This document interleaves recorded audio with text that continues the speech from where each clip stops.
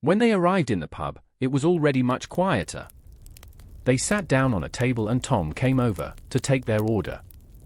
On the wall next to the counter hung a large chalkboard with dishes on them that Harry had never heard about. Hagrid ordered a 7-course meal with roasted hog, Cornish pastries, roasted jock's horn beef, sea beast bacon, fire curry, raw liver and 1 tankard full of dark brew Guinness. Then Hagrid turned to Harry and asked, "So, what would you like to order?" Harry was a little perplexed for a moment, but then he realized that Hagrid's stomach, due to his size, was probably massive too. So he just smiled, a little confused, and just ordered something at random. He closed his eyes and pointed at the chalkboard while thinking, "Not the raw liver, not the raw liver," very intensely. As he opened his eyes, his finger thankfully pointed at Soup House Leaky.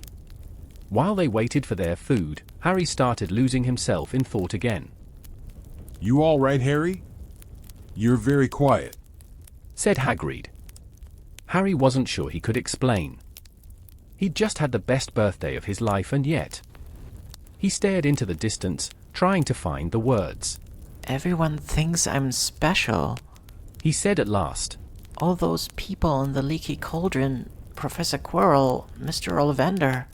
But I don't know anything about magic at all. How can they expect great things? I'm famous, and I can't even remember what I'm famous for. I don't know what happened when the night my parents died." Hagrid leaned across the table. Behind the wild beard and eyebrows he wore a very kind smile. "Don't you worry, Harry. You'll learn fast enough. Everyone gets the care they need at Hogwarts. You'll be just fine. Just be yourself. I know it's hard. You've been chosen, and that's always hard. But you'll have a great time at Hogwarts, like I did. Still do, as a matter of fact." After the very fulfilling dinner, Hagrid paid for both of them, before Harry could stop him. Hagrid spoke to Tom and together they took Harry's new possessions to a spacious room on the 2nd floor, overlooking Diagon Alley. "You can stay here for a while, until it's time for you to ride to Hogwarts," Hagrid said cheerfully, but Harry just frowned. "Aren't you staying too? And what do you mean by a ride?" He asked, a little disappointed that Hagrid had to leave again. "Oh, Harry, Hagrid said in a sad but serious tone. I have to go back to Hogwarts. My work is waiting for me. But don't worry, we'll see each other again soon." And with these words he reached into his shoulder bag and solemnly handed Harry a golden, oblong piece of paper.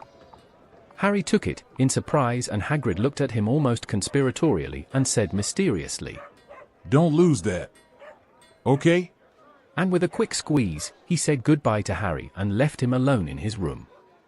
Still completely stunned, Harry sat down on his bed and after a brief moment of confusion, he took a closer look at the paper that Hagrid had given him. It was a golden train ticket. In the middle were the words, Platform 9 3/4, and above it was written, Hogwarts Express.